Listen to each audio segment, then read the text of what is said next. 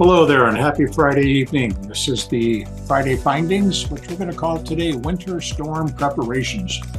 So ideally, before winter approaches, and we're already late, make sure you have taken precautions. But that's just standard issue preparedness. Make sure you prepared before you need to be prepared. I know, what a concept. Winter storms can be dangerous. Now, the storms in December, the last month, have already proven that up in the northeastern corridor of the United States. But winter is just getting started. January is underway, and so are the January storms. So it's essential to do something to get prepared in advance.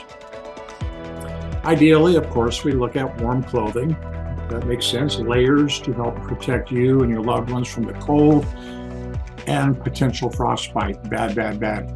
Make sure you have enough clothing, hats, gloves, mittens, blankets, sleeping bags for everybody in the house. Now, another thing to look at, if the power goes out, you might need an alternative heating source. So do you have a fireplace or a wood-burning stove? If you do, it would be good to stockpile some wood that you can burn, or some of those campfire logs, in a dry place so you can use them to stay warm. Or space heaters. Now, that's if you have electricity still. Space heaters will work fine.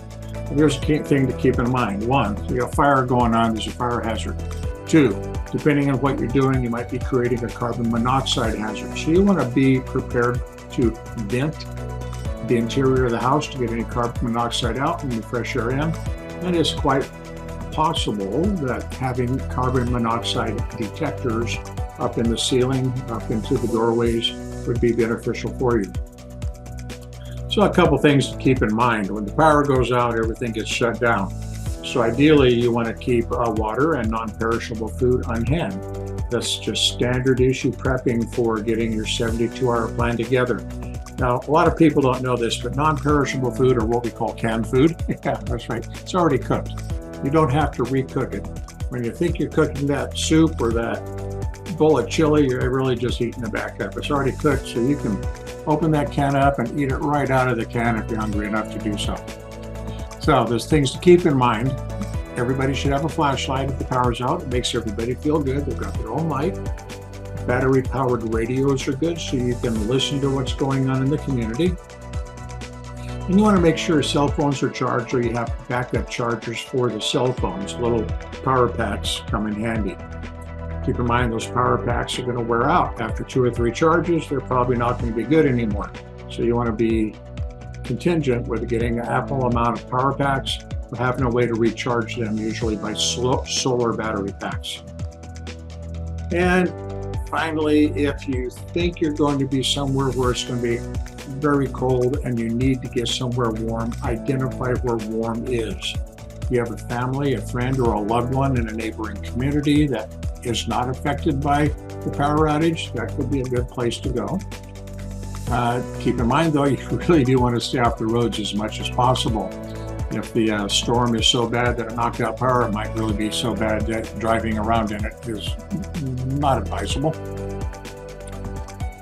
But if you do think you need to drive around, make sure you have an emergency kit in the car. Again, in the car, what we want to keep is a first aid kit, jumper cables, make sure your tank of gas is filled up, your cell phone charger, shovels, ice scrapers, snow brushes, sand or cat litter for traction, warm clothing and blankets, water snacks, tire chains, or tow rope and flares at a minimum.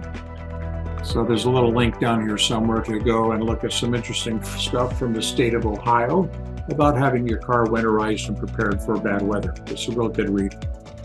So ideally, taking precautions can save you and your loved ones now, as opposed to wishing you'd been prepared later. So, look at what you've done and look at what you can do. Do today what you can to make sure tomorrow is not the day that you were warned about coming. So Daniel with Emergency Action Planning. Until next time, you all be safe. Oh, wait a second. Down here below, I got something else to offer to you. It's a free scheduling and planning workshop. That's right, how to make a schedule and a plan, how to put them together. There's a link down below. It's free, doesn't cost anything. It's on the 12th. So go ahead and log in, get that free workshop. We've got some freebies I'm giving away, some free workbooks, a free ledger and planner just to show up. Let's do some deep dive into how we can schedule our time better and create our plans. Again, Daniel, Emergency Action Planning. Until next time, be safe.